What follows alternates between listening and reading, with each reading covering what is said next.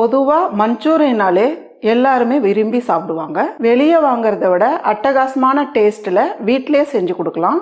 வாங்க ஈஸியாக எப்படி செய்யுதுன்னு பார்க்கலாம். இப்போ ஒரு பாத்திரம் வச்சுக்கலாமா. 1 கப்பு கோஸ் எடுத்து திருகி வச்சுருக்கேன், இதை சேர்த்துக்கலாம். திருகின கேரட்டு 1 கப்பு, இதையும் சேர்த்துக்கலாம். 1 வெங்காயம் பொடியை நறுக்கி வச்சுருக்கேன், இதையும் சேர்த்துக்கலாம்.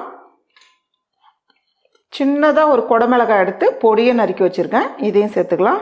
1 பச்சை மிளகா பொடியை நறுக்கினது, கொஞ்சமாக பொடியை நறுக்கின கொத்தமல்லி, 1 டீஸ்பூன் அளவுக்கு மிளகுத்தூள், 3/4 டீஸ்பூன் அளவுக்கு மிளகாய்த்தூள் சேர்த்துக்கலாம். கூடவே தேவையான அளவு உப்பு. இஞ்சி பூண்டு பேஸ்ட்டு 1 டீஸ்பூன் சேர்த்துக்கலாம். இது கூடவே ஒரு 4 டேபிள் ஸ்பூன் அளவுக்கு மைதா, 3 டேபிள் ஸ்பூன் அளவுக்கு கார்ன்ஃப்ளவர் மாவு சேர்த்துக்கலாம். இது எல்லாம் சேர்த்து நல்லா கலந்துக்குங்க. தண்ணி சேர்க்காதீங்க, ஏன்னா கோஸ்லேயும் தண்ணி இருக்கும், கேரட்லேயும் ஈரப்பதம் இருக்கும். அதனால் தண்ணியே சேர்க்க வேண்டியது இல்லை. பாருங்கள், தண்ணி சேர்க்காமலே கரெக்டாகிடுச்சு பாருங்கள். பாருங்கம்மா, இப்போ கையில் எண்ணெய் தேய்ச்சிக்குங்க. அதே மாதிரி உள்ளங்கையிலையும் தேய்ச்சிடுங்க. இப்போ மீடியமான சைஸில் எடுத்துக்கங்க, ரொம்ப பெருசு வேண்டாம். இந்த அளவுக்கு எடுத்தால் போதும். இதை நல்லா உருண்டை போட்டுக்குங்க. இதே போல் இருக்கிற மாவு எல்லாத்தையும் நீங்கள் உருண்டை போட்டு வச்சுடுங்க. இப்போ ஒரு கடாயில் பொரிக்கிற அளவுக்கு எண்ணெய் சேர்த்துருங்கம்மா. இப்போ எண்ணெய் நல்லா சூடாகட்டும். சூடானதுக்கு அப்புறம் அடுப்பு தீ மீடியமான அளவில் வச்சுடுங்க. பாருங்கள், எண்ணெய் நல்லா சூடாயிருக்கு. நம்ம உருண்டை போட்டு வச்சுருக்க வெஜிடபிள்ஸ் ஒரு பீஸாக எடுத்து சேர்த்துக்கலாம்.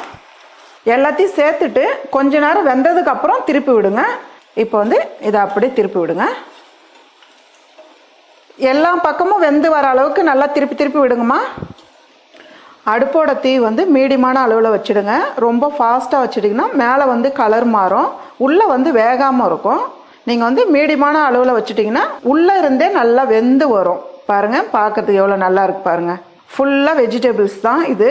பாருங்கம்மா, இந்த அளவுக்கு நல்லா செவந்து வந்ததும் நீங்கள் எடுத்துடலாம். இதே போல் இருக்கிற வெஜிடபிள்ஸ் உருண்டையெல்லாம் நீங்கள் பொரிச்சு எடுத்துக்கோங்க. இப்போ ஒரு கடாய் வச்சுக்கலாமா. நம்ம வெஜிடபிள்ஸு பொரிச்ச எண்ணெயை நீங்கள் சேர்த்துக்கலாம். இது ஒரு 1.5 டேபிள் ஸ்பூன் அளவுக்கு சேர்த்துக்கலாம். எண்ணெய் சூடானதும் ஒரு 6 பல்லு பூண்டு எடுத்து பொடியை நறுக்கி வச்சுருக்கேன், இதை சேர்த்துக்கலாம்.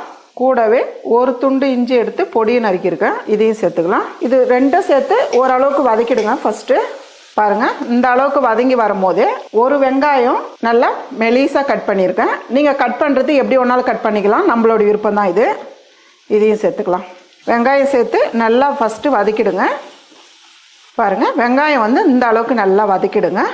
இது கூடவே ஒரு 1/2 குடமிளகாய் எடுத்து பொடியை நறுக்கியிருக்கேன், இதை சேர்த்துடலாம். இது கூடவே கொஞ்சமாக வெங்காயத்தாள் சேர்த்துக்குங்க. சப்போஸ் வெங்காயத்தாள் இல்லைன்னா நீங்கள் பொடியை நறுக்குன்னா கொத்தமல்லி சேர்த்துக்கலாம். இது 2 சேர்த்து ரொம்ப நேரம் வதக்க வேண்டியதில்லை, கொஞ்சம் நேரம் வதக்கினாலே போதும். பாருங்கம்மா, இந்த அளவுக்கு கலந்து விட்டால் போதும். இப்போ இது கூடவே நம்ம 1 டீஸ்பூன் பெப்பர் சேர்த்துக்கலாம், இதையும் சேர்த்து கலந்து விட்டுருங்க. 1.5 டேபிள் ஸ்பூன் அளவுக்கு டொமேட்டோ சாஸ் சேர்த்துக்கலாம். 1 டேபிள் ஸ்பூன் அளவுக்கு சில்லி சாஸ் சேர்த்துக்கலாம். சோயா சாஸ் 1/2 டீஸ்பூன் அளவுக்கு சேர்த்துக்குங்க. சோயா சாஸ் அதிகமாக சேர்க்காதீங்க, கொஞ்சம் சேர்த்தாலே போதும்.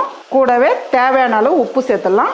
இப்போ இதெல்லாம் சேர்த்து நல்லா கலந்து விட்டுருங்க. ஃபஸ்ட்டு இதெல்லாம் சேர்த்துட்டு 1 நிமிஷத்துக்குள்ளே இதெல்லாம் நல்லா கலந்துக்கிட்டே இருக்கணும், அதுக்கு மேலே தேவையில்லை.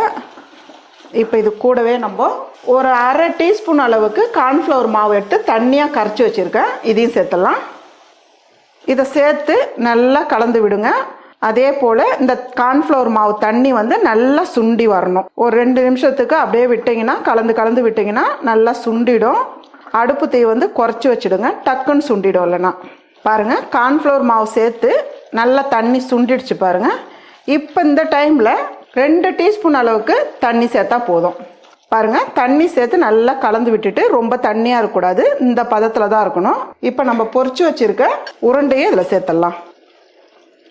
இதை சேர்த்துட்டு நல்லா 2லேருந்து ஒரு 3 நிமிஷத்துக்கு அப்படியே கலந்து விடுங்க. நல்லா கெட்டியாகணும், இந்த அளவுக்கு தண்ணி இருக்கக்கூடாது, கெட்டியாகிடணும். பாருங்கம்மா, நான் ஒரு 2லேருந்து 3 நிமிஷத்துக்கு நல்லா கலந்து விட்டுருக்கேன். நல்லா கிரேவியாக இருக்குது பாருங்கள்.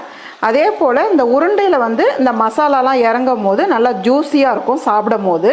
கூடவே இறக்குற டைமில் பொடியை நறுக்கின வெங்காயத்தாள்.